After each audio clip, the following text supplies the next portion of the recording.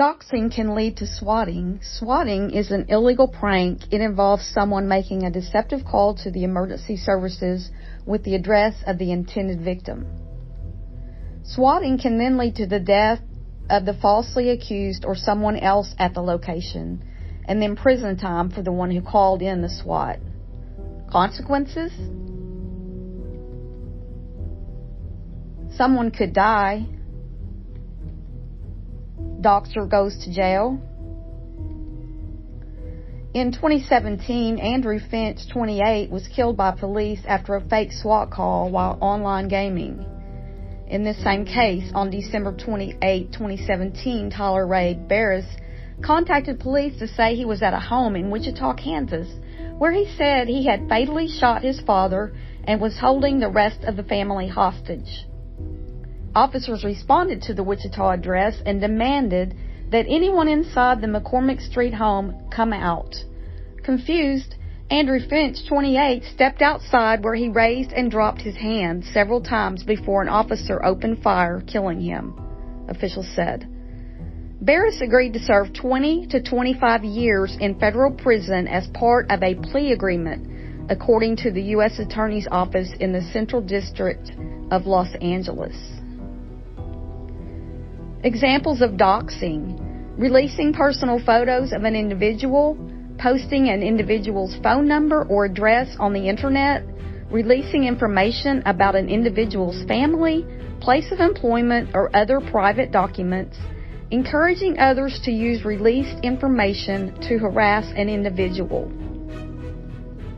Regardless of the original purpose of doxing, it can result in reputation damage, being fired from employment, harassment in personal and online, bank fraud, identity theft, unlawful killing, suicide in extreme cases.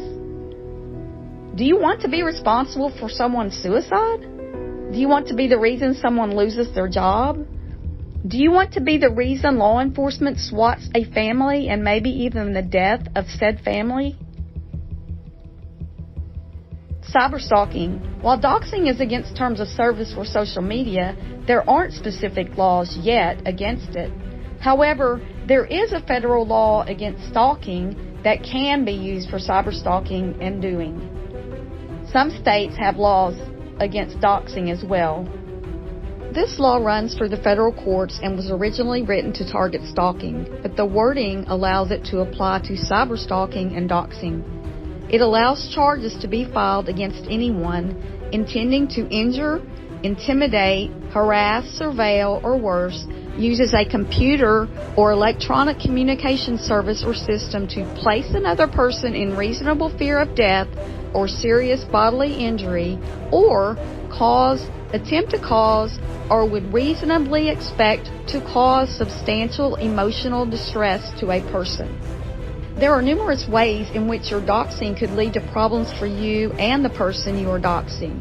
You never know who is watching your videos or reading your posts. Someone you aren't even aware of in your community online could take that information and do serious harm to the individual. You can sue someone for doxing you if they post your personal or private information or data online. This is where a civil lawsuit comes in. Whether or not the authorities decide to take criminal action, you can file a doxing lawsuit through the civil courts to hold a wrongdoer accountable and potentially win compensation. Being doxed or doxing another person can be life-altering. The doxing debate is also controversial. Some people believe doxing should be allowed, especially when it involves exposing wrongdoers and bad behavior. I would suggest you think long and hard about whether you want to dox someone, not knowing the consequences of your actions. You don't want the consequences of what could happen. It will be all over your hands.